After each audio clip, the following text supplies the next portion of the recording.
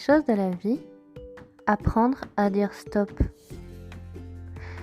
En fait, il y a un mot que je ne connaissais pas. C'était non. Je disais toujours oui parce que je voulais être utile, parce que je voulais qu'on me remercie, que l'on soit reconnaissant. Mais un jour, je me suis rendu compte que j'étais la bonne poire. Et c'est là où j'ai commencé à me dire il faut que j'apprenne à dire non. Il faut que j'apprenne à dire stop. Que ce soit dans le travail, que ce soit dans la vie de tous les jours, le personnel, les relations amoureuses. Voir jusqu'où on peut aller et ne pas dépasser les limites. En fait, c'est de se dire, là, c'est plus possible. Ce n'est plus possible. Il faut que ça s'arrête. Que ce soit dans le travail, dans le cas du... Si ton travail ne te satisfait plus, ne te donne plus envie de te lever le matin, ne te donne pas le sourire, faut dire stop. Si dans ta relation ça se passe mal, que tu es triste, que tu ressasses tout le temps les problèmes, que tu te disputes sans arrêt, que tu n'arrives pas à trouver une issue, faut s'arrêter là, faut dire stop aussi.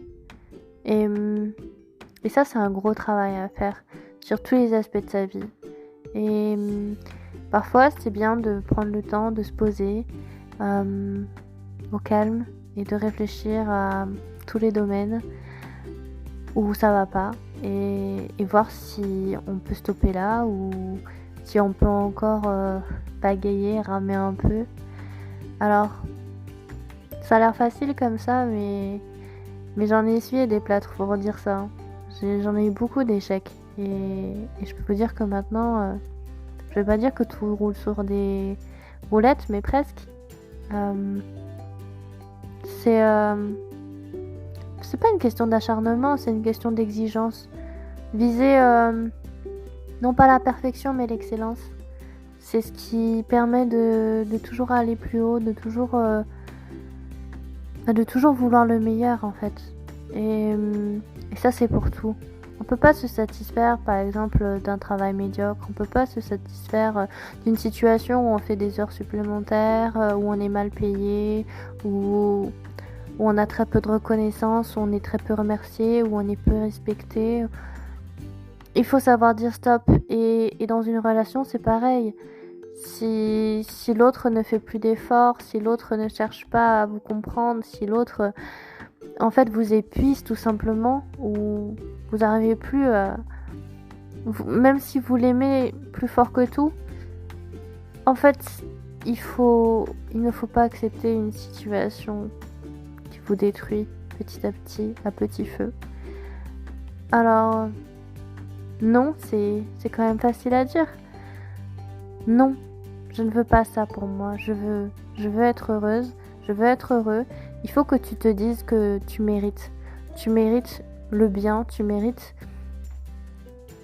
tout le bonheur qui t'arrive. Et pour ça, il faut que tu fasses des choix, que tu tranches. Pas de compromis, c'est oui ou c'est non. Et si c'est non, c'est une décision ferme et définitive. Il n'y a pas de demi-mesure quand c'est ta santé qui est en jeu, ta santé mentale, ta santé physique. C'est vraiment important que tu comprennes que tu as besoin d'être bien dans tes baskets, dans ta tête, que tu sois en harmonie avec toi-même d'abord avant d'être en harmonie avec les autres, de faire plaisir aux autres. C'est d'abord à toi qu'il faut faire plaisir. Et comme je disais, et comme disait Paulo Coelho, plus tu débordes d'amour, plus tu peux en donner. Alors apprends déjà à déborder d'amour, à t'aimer toi-même, à te satisfaire, à t'aimer toi-même et du coup, tu pourras donner encore plus aux autres. Alors, dès maintenant, apprends à dire non.